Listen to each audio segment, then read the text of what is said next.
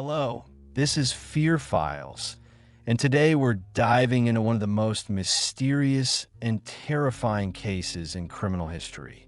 Imagine a killer who doesn't just commit crimes, but turns them into a cruel game with police. A killer who sends encrypted messages, taunts investigators, and vanishes into the fog of history without leaving any leads. This isn't a horror movie script. This is the real story of the Zodiac Killer, a person whose identity remains a mystery for over 50 years. Today we'll examine not only the crimes themselves, but how police tried to catch this maniac, what investigation methods were used, and why even in the era of modern technology, this case remains unsolved. Get comfortable, turn off the lights, and let's begin this journey into the very heart of darkness.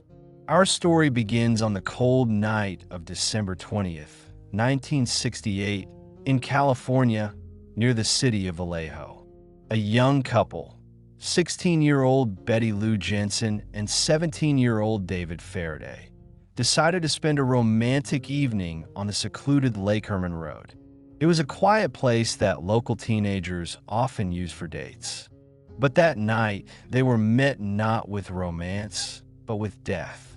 Around 11 p.m., another car pulled up to theirs. A man got out and without warning opened fire. David was killed almost instantly by a shot to the head. Betty tried to run, but the killer caught up with her and shot her 5 times in the back. When police arrived at the crime scene, they faced something that puzzled them. This wasn't a crime of jealousy or robbery. Nothing was stolen. There were no signs of sexual assault. It looked like a cold-blooded execution. Detectives from the Solano County Sheriff's Department began with basic forensic methods. Ballistic analysis of shell casings found at the scene showed that a .22 caliber pistol was used, a weapon that was very common at the time. This meant thousands of potential suspects. Police interviewed everyone who might have been in the area that night. Several people reported seeing a suspicious car, but descriptions were vague, some sedan, possibly white or light brown. Investigators thoroughly examined the lives of David and Betty. Did they have enemies? Problems at school? Jealous exes? All checks yielded no results. These were ordinary teenagers with no criminal past. The case hit a dead end. But this was only the first chapter in a horror story that was just beginning. 7 months passed. July 4th, 1969, Independence Day. Another young couple, 22-year-old Darlene Farron and 19-year-old Mike Mageau, parked at the Blue Rock Springs Golf Course in Vallejo, just a few kilometers from the first murder site. Around midnight, another car pulled up to them. It stopped, then drove away, but returned a few minutes later. This time a man got out with a powerful flashlight that blinded the young people. And then, gunshots. The killer shot methodically, professionally. 9 shots, hit after hit. Darlene died on the spot. Mike was wounded, but miraculously survived, although he couldn't give a clear description of the attacker because of the bright light. But here's what changed everything. 40 minutes after the attack, a call came into the Vallejo Police Department. A male voice, calm and cold, said, "Good morning. I want to report a murder. If you go 1 mile east on Columbus Parkway to the public park, you will find kids in a brown car. They were shot with a 9mm Luger. I also killed those kids last year. Goodbye." This was the first time the killer contacted police, and it changed the nature of the investigation. Police recorded the call and began analyzing it. In 1969, voice identification technology was primitive by modern standards, but investigators could identify some characteristics, accent or lack thereof, speech patterns, possible age of the caller. The call was made from public phone just a few blocks from the station. Police arrived there within minutes, but the killer had already disappeared. Investigators questioned owners of nearby homes and businesses, but no one saw anything suspicious. Ballistic analysis showed the weapon was different. Now, it was a 9mm Luger pistol, just as the caller said. But the killer himself connected this crime to the Lake Herman Road murder. Now police knew they had a serial killer. The FBI brought in their first profilers to create a psychological portrait. The conclusions were alarming. The killer derives pleasure from power and control, wants recognition and attention, is smart enough to plan his actions, and will likely continue contacting police or media. This last point proved prophetic. On August 1st, 1969, less than a month after the second attack, 3 major Bay Area newspapers, San Francisco Chronicle, San Francisco Examiner, and Vallejo Times-Herald, received letters. All 3 were identical and contained a frightening message. The killer described in detail the murders, details that only police knew. He demanded the letters be published on the front page. Otherwise, he promised to go on a kill rampage Friday night. But most striking was that each letter included one fragment of a complex cryptographic cipher, 408 symbols total, divided into 3 parts. The killer wrote that if the cipher was solved, it would reveal his identity. This cipher contained strange symbols, astrological signs, Greek letters, mathematical symbols, Morse code, and simply invented characters. This wasn't just a random set. It was a thoughtful puzzle.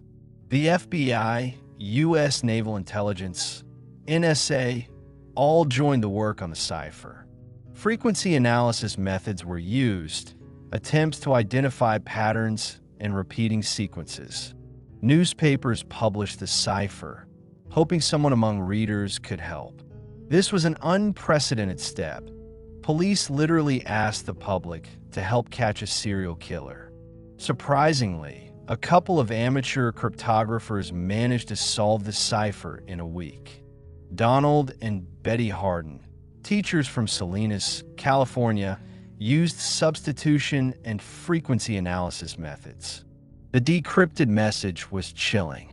I like killing people because it is so much fun. It is more fun than killing wild game in the forest because man is the most dangerous animal of all. To kill something gives me the most thrilling experience. It is even better than sex. The best part will be when I die. I will be reborn in paradise, and all I have killed will become my slaves. The message continued, but the promised revelation of the killer's identity never materialized. It was a lie, a teasing game. On August 8th, another letter came to the San Francisco Examiner. In it, the killer first signed with a symbol that became his calling card, a circle with a cross inside.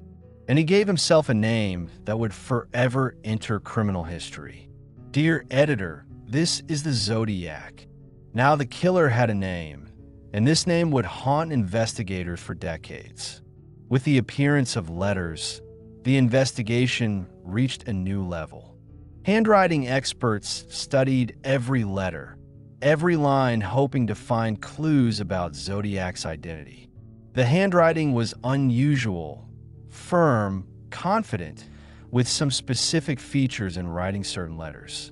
Forensic scientists examined the type of paper, inks used, even the method of sealing envelopes. Every detail could be a key.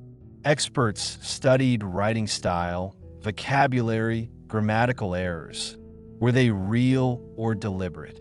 Zodiac was educated, but sometimes made strange spelling mistakes, which could be an attempt to hide his true education level. Every letter was sent from different post offices in the Bay Area.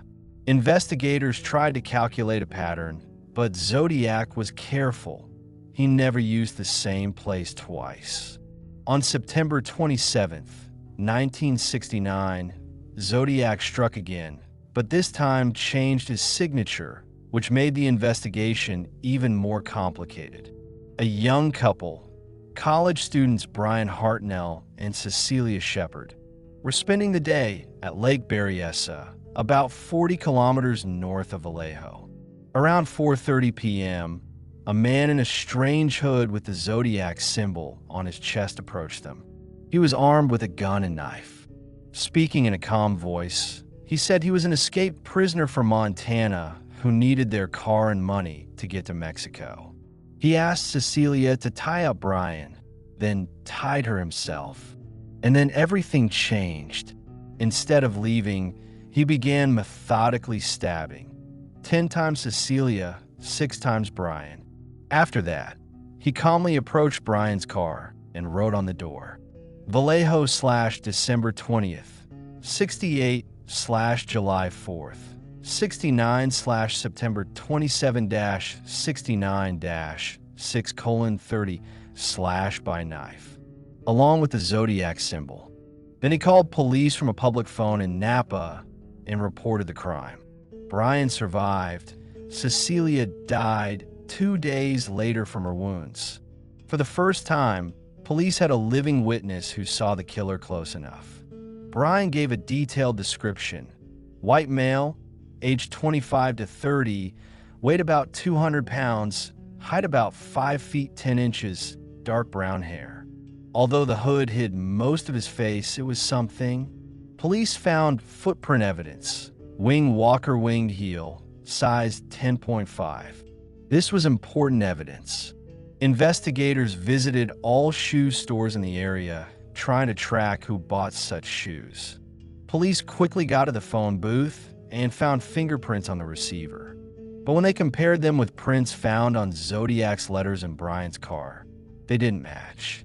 Either Zodiac was careful and wiped prints in some cases, but not others, or some prints belonged to other people who used the phone. Based on Brian's description, police created a more accurate composite portrait of the suspect. It was distributed throughout California, printed in newspapers, shown on television. Hundreds of calls came in, but none led to an arrest. October 11th, 1969, just 2 weeks after the Lake Berryessa attack, Zodiac committed his most audacious crime, a murder in broad daylight in downtown San Francisco. 29-year-old cab driver Paul Stine picked up a passenger in the Theater District. The passenger asked to be taken to Presidio Heights, a prestigious neighborhood. When the cab stopped at the corner of Washington and Cherry Streets, the passenger shot Stine in the back of the head at close range, took part of his shirt as a trophy, and also stole his wallet. Several witnesses saw a man exit the cab and head toward Presidio Park. They immediately called police, but due to a dispatcher error, he transmitted that the suspect was a black male. Although witnesses described him as white, patrol officers who actually saw the killer walking down the street didn't stop him. This was a catastrophic mistake that haunted the investigation for years. For the first time, investigators obtained quality fingerprints they were sure belonged to Zodiac. They were found on the outside of the cab door. These prints were compared with millions of others in databases, but no matches were found. 3 teenagers looking out a window gave the most detailed description of Zodiac to date. White male, 35 to 45 years old, stocky build, wearing glasses, with reddish-brown hair with a straight part. He wore a dark jacket. Based on this testimony, the most famous portrait of Zodiac was created, the one we've all seen. A man with a square jaw, short hair, and cold eyes behind glasses. 3 days after the murder, the Chronicle received a letter from Zodiac with a piece of Paul Stine's bloodstained shirt. Zodiac mocked police, describing how patrol officers passed right by him without recognizing him. He wrote, "School buses are now a very attractive target. I think I shall wipe out a school bus some morning. Just shoot out the front tire and then pick off the kiddies as they come bouncing out." This was a direct threat to children, and it caused panic throughout the Bay Area. Every school bus in the region received police escort. Some schools closed for several days. Parents were terrified. The San Francisco Police Department created a special task force to catch Zodiac. Inspectors Dave Tashi and Bill Armstrong became the faces of the investigation. A hotline was created for reports of suspicious activity. Thousands of calls came in daily, each needing to be checked. After Stine's murder, Zodiac committed no more confirmed killings, but his letters continued to arrive, each stranger and more disturbing than the last. Over the next several years, he sent more than a dozen letters, including a greeting card to attorney Melvin Belli, who publicly called on Zodiac to surrender. The button letter, a cryptic message talking about slaves for the afterlife, and the Exorcist letter in 1974, containing a quote from the film The Exorcist and hinting he was still active. Each letter contained new ciphers, some of which remain undeciphered to this day. In November 1969, Zodiac sent a new cipher, 340 symbols, which became known as Z340. Unlike the first cipher, this one proved incredibly difficult. For decades, the FBI, NSA, and the world's best cryptographers tried to crack Z340. All known methods were used: frequency analysis, substitution, statistical models. Nothing worked. With the advent of computers, attempts at automated decryption began. Special programs were written that tried billions of combinations. The cipher resisted. Some experts suggested the cipher might be unsolvable, perhaps just a random set of symbols created to tease police. Others believed there was meaning in it, but the encryption method was so complex it required a new approach. Although the killings stopped, the investigation continued. Over the years, more than 2,500 potential suspects were checked. Some seemed very likely candidates, but each time something didn't match. Alibis, fingerprints, handwriting. One person attracted special attention from investigators. Arthur Lee Allen, an elementary school teacher from Vallejo who was fired for inappropriate behavior with children. There was serious circumstantial evidence against him. He lived near the crime scenes, wore a Zodiac brand watch. An acquaintance reported Allen talked about hunting humans, and he owned weapons of the same caliber. But critical evidence didn't match. His fingerprints didn't correspond to those found on the cab. His handwriting was different from Zodiac's letters, and DNA analysis conducted later showed no match. Police searched Allen's house in 1991, seized tons of evidence, but found nothing conclusive. Allen died in 1992, taking the secret, if he had one, with him. The Zodiac story could have remained a cold case forever, but technological progress gave new hope. In 2018, the Golden State Killer, Joseph DeAngelo, was caught thanks to genetic genealogy DNA. Investigators uploaded DNA from the crime scene to the public genealogical database GEDmatch and found distant relatives of the killer, leading to his identification. This method changed everything. Suddenly, hundreds of cold cases got a chance to be solved. In 2020, investigators tried to apply this method to the Zodiac case. The problem was the quality and quantity of DNA. Researchers returned to original evidence: letter envelopes, stamps Zodiac licked, the bloodstained shirt. But the DNA was degraded, mixed with DNA of other people who handled these items. Using modern methods, forensic scientists were able to extract partial DNA profiles, but their quality was insufficient for direct comparison or uploading to genealogical databases. As of 2023 to 2024, work continues. Each year, new methods of DNA extraction and analysis appear, and there's hope that one day technology will allow obtaining a usable profile. After 51 years of unsuccessful attempts, the Z340 cipher was finally decrypted in December 2020. A team of 3 people, David Orenchak, a software developer from the US, Jarl van Eyck, a programmer from Belgium, and Sam Blake, a mathematician from Australia, used a combination of traditional cryptanalytic methods and modern programming. They noticed the cipher contained unusual repeating sequences of symbols that made no sense in an ordinary substitution cipher. The team hypothesized that Zodiac not only replaced letters with symbols, but also shuffled their order in a complex way. Using specially written software and enormous computational resources, they tried countless combinations of transposition methods. After thousands of hours of work and millions of computer attempts, the cipher yielded. The message was chilling but uninformative. I hope you are having lots of fun trying to catch me. I am not afraid of the gas chamber because it will send me to paradise all the sooner.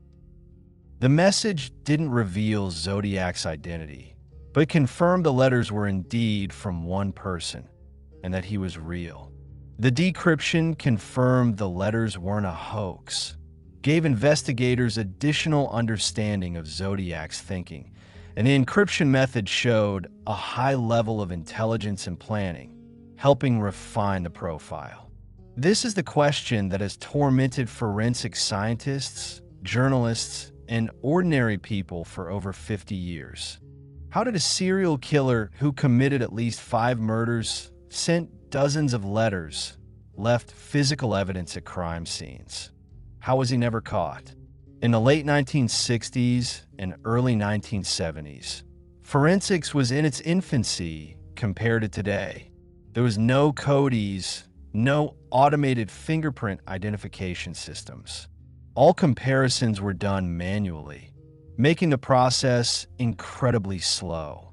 DNA fingerprinting technology wasn't invented until 1984, 15 years after most of Zodiac's crimes. By that time, many pieces of evidence were already contaminated or lost. Zodiac's crimes occurred in different jurisdictions: Solano County, Napa, San Francisco. At the time, there was no effective information sharing system between police departments. Each worked mostly independently, allowing Zodiac to exploit these communication gaps. Zodiac wasn't an impulsive or disorganized criminal. His actions show a high level of planning. He attacked in remote locations with minimal witnesses but close enough to escape routes. There are theories he intentionally left some evidence, fingerprints, DNA, that might not belong to him to confuse the investigation. Why didn't prints from different locations match? Perhaps he wore gloves in some cases and didn't in others, knowing this would create confusion. Each crime was slightly different weapons, different times of day, different types of victims. This made creating a clear profile difficult. By sending letters, he controlled the narrative, kept the public in fear, and diverted police resources to analyzing letters instead of traditional investigation. We can't underestimate the role of simple luck. The dispatcher error on the night of Paul Stine's murder allowed Zodiac to walk past police officers who were looking for him. Brian Hartnell survived, but because of the hood, couldn't give a clear description of the face. Mike Mageau survived, but was blinded by the flashlight and also didn't see the attacker's face. Perhaps Zodiac was simply never arrested for other crimes, meaning his fingerprints or DNA never entered any database. One of the most likely reasons Zodiac wasn't caught: he simply stopped killing or died. Serial killers usually don't stop voluntarily, but there are several scenarios: death for natural causes, accident, suicide, or even murder, imprisonment for a completely different crime. relocation or lifestyle change, or voluntary cessation, though rare. Despite more than 50 years having passed, the Zodiac case is still officially open, and work continues. After the success with the Golden State Killer, investigators doubled efforts to apply genealogical DNA to the Zodiac case. Companies like Parabon Nanolabs and Othram, specializing in forensic genetic genealogy, are working with evidence in the Zodiac case. Each year, new technologies appear that allow extracting DNA from increasingly degraded samples. Stamps and envelopes that were checked and set aside in the 1990s or 2000s are now being re-examined with new methods. The main problem is contamination. Letters pass through the hands of dozens of people: postal workers, police, journalists, researchers. Separating Zodiac's DNA from everyone else's is a monumental task. All photographs of crime scenes, documents, letters have been digitized in high resolution. AI algorithms analyze them, looking for patterns that might have been missed by the human eye. Neural networks are being trained to recognize unique characteristics of Zodiac's handwriting and compare them with millions of handwriting samples from historical documents. Old recordings of Zodiac's calls to police are being analyzed by modern voice recognition programs. Although recording quality is low, technology improves every year. The internet has created a global community of amateur detectives helping with the investigation. Thousands of people on Reddit, specialized forums, and Facebook groups discuss the case, propose theories, analyze evidence. Some have devoted years to studying the Zodiac case. It was independent researchers who cracked the Z340 cipher in 2020. Sometimes people find connections or information that professional investigators missed simply because they didn't have time to check every detail. Periodically, new theories appear about Zodiac's identity. In 2021, a group of independent investigators named Gary Francis Post, who died in 2018, as a possible Zodiac. They claimed his forehead scars matched a photo allegedly taken by Zodiac. However, the FBI and police haven't confirmed this theory. In 2023, a theory appeared based on decryption of other Zodiac ciphers that allegedly pointed to the name Richard Gaikowski. But again, there's no concrete evidence.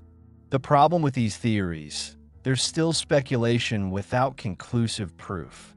Without DNA or fingerprint matches, any suspect remains just an interesting possibility. The impact of the Zodiac Killer extends far beyond the crimes themselves. He changed how we think about serial killers, how investigations are conducted, and how media covers crimes. The Zodiac case showed the necessity for better coordination between different police departments. This led to creation of regional task forces for serial crimes, development of databases like VICAP, the FBI's Violent Criminal Apprehension Program, which allows investigators to compare similar crimes across the country, and improved information sharing protocols. Zodiac was one of the first cases where the FBI actively used psychological profiling. Although it didn't lead to his capture, it became the foundation for future development of this field. The case emphasized the critical importance of proper collection and storage of physical evidence. Many pieces of evidence in the Zodiac case were contaminated or poorly preserved, making modern analysis difficult.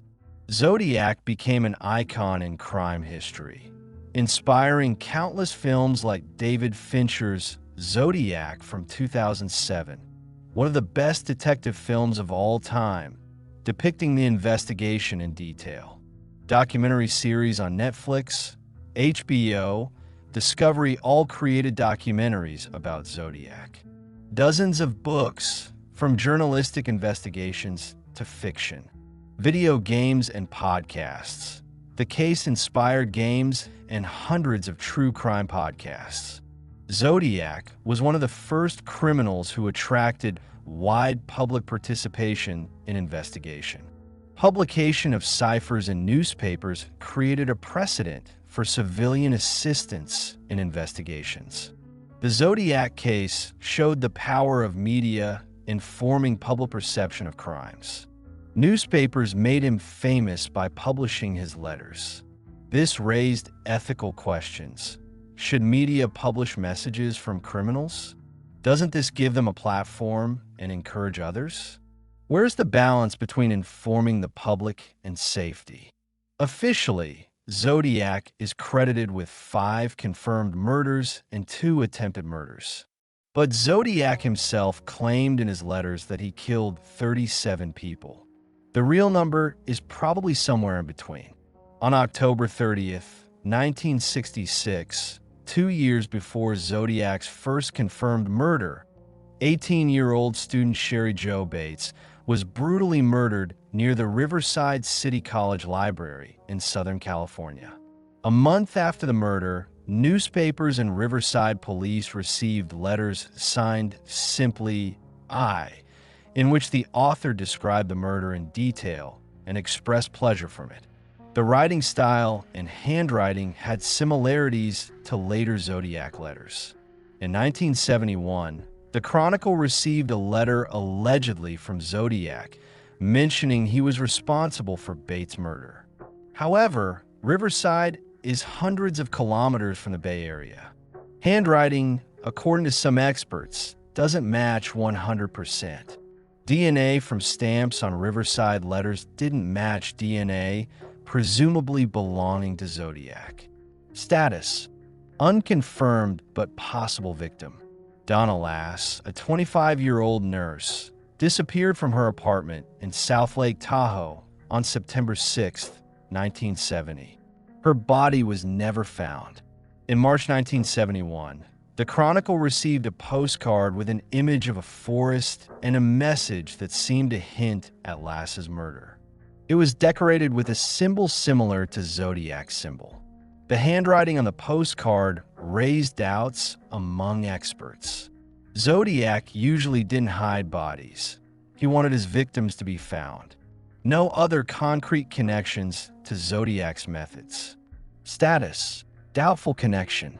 On March 22, 1970, Kathleen Johns claimed a man identifying himself as Kane kidnapped her and her small child. She managed to escape by jumping from a moving car. Johns later identified a photo of Arthur Lee Allen, the main suspect in the Zodiac case, as her kidnapper. Some details of her story matched Zodiac's behavior. However, there were no letters from Zodiac claiming responsibility. The identification was made many years later and could be unreliable. Status: possibly related but insufficient evidence. In 1968 to 1974, several unsolved murders of young couples in remote locations occurred in the Bay Area. Some have superficial similarities to confirmed Zodiac crimes, but no concrete connections. Attributing every unsolved murder of that era to Zodiac distracts resources from real investigations, creates a false image of a supercriminal, and may prevent catching other serial killers who are actually responsible for these crimes. Forensic scientists must be careful not to create a monster that's more myth than reality. Although we don't know who Zodiac was, decades of analyzing his letters, actions, and victim selection have given psychologists and forensic scientists detailed understanding of his personality. Zodiac demonstrated extreme narcissism. Sending letters to newspapers shows desire for fame and recognition. Creating complex ciphers demonstrates intellectual superiority. Threats to commit more murders if letters aren't published. Mocking police in letters. This isn't just a killer. This is a performer who wanted his crimes to be a public spectacle. Creating complex ciphers requires knowledge of cryptography. Letters, although sometimes containing spelling errors, demonstrate good vocabulary. The ability to avoid capture for so long speaks to planning and caution. Knowledge of police methods and forensics. Many experts believe some errors in letters were intentional to hide Zodiac's true education level or create a false profile. Analyzing crime scenes.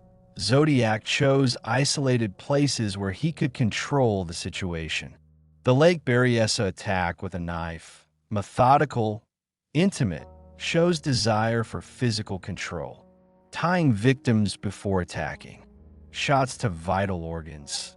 There was no sexual assault, which is unusual for serial killers.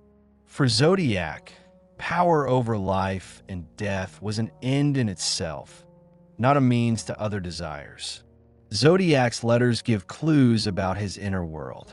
His theory about slaves in the afterlife suggests deep anxiety about death and desire to gain some control over it. The choice of victims, young couples, may indicate envy or resentment toward those who have what he didn't have. Intimacy, love. The tone of his letters shows deep contempt for society, police, and victims. Based on various aspects of the case, experts have suggested different professions. Military background due to knowledge of weapons, tactics, possibly encryption methods used by military. Engineer or technician due to ability to create complex ciphers, attention to detail. Teacher or librarian due to access to cryptographic texts, time for planning. Or postal worker due to knowledge of mail delivery systems, access to stamps and envelopes. But these are all speculation. The truth could be completely different. We've come to the end of our journey into the dark world of the Zodiac Killer. And although we've examined every aspect of the case, from crimes to investigation methods, from ciphers to modern technologies, one truth remains unchanged. We still don't know who Zodiac was. What we know for certain, at least 5 people were killed, 2 wounded. These were real people with families, dreams, futures that were stolen from them. The technology of the 1960s, 70s couldn't cope with such a sophisticated criminal. The investigation continues. Each year, new technologies give hope for a breakthrough. The Zodiac case changed investigation methods, coordination between departments, and approach to serial crimes. This is possibly the most likely scenario. He could have died from natural causes in the 1970s or 80s, died in an accident, committed suicide, or been killed.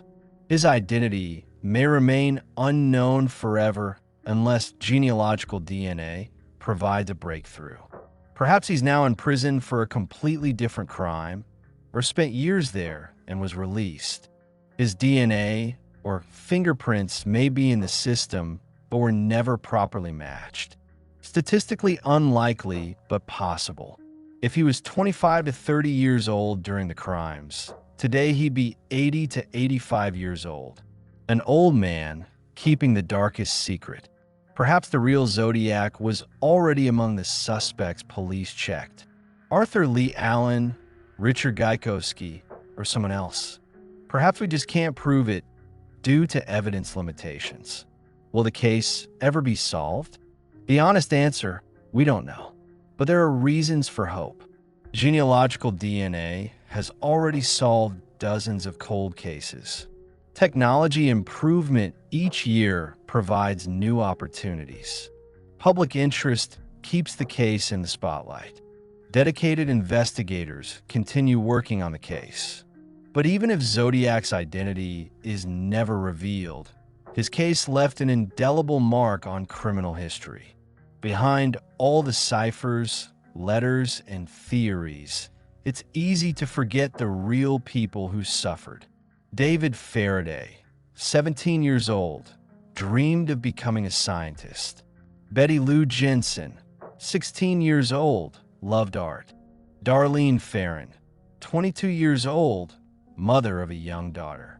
Cecilia Shepard, 22 years old, college student with a bright future. Paul Stine, 29 years old, cab driver who was just doing his job. And the survivors, Mike Mageau and Brian Hartnell, who carry physical and emotional scars throughout their lives. Their families still wait for answers. They deserve to know the truth. So we've come to the end of this dark journey. The story of a Zodiac Killer isn't just a story about crimes. It's a story about the limits of human knowledge, about the struggle between chaos and order, about how one person can hold an entire region in fear and remain elusive for decades. It's a reminder that even in our modern world with surveillance cameras on every corner and DNA databases containing millions of profiles, there's still mysteries we can't solve. There are still shadows where monsters can hide. But this is also a story about persistence, about investigators who never gave up, about technology that continues to evolve, about hope that someday justice will prevail. Maybe one day we'll learn who Zodiac was. Maybe tomorrow, maybe in 10 years, maybe never. But for now, his identity remains one of the greatest mysteries in criminal history. This was Fear Files. Thank you for spending this time with me exploring one of the most frightening and mysterious cases of all time. Remember, the truth is out there somewhere. We just need to keep searching. Until next time, take care of yourselves. And remember, sometimes the scariest stories are the ones that have no ending. Retriclod can make mistakes. Please double-check responses.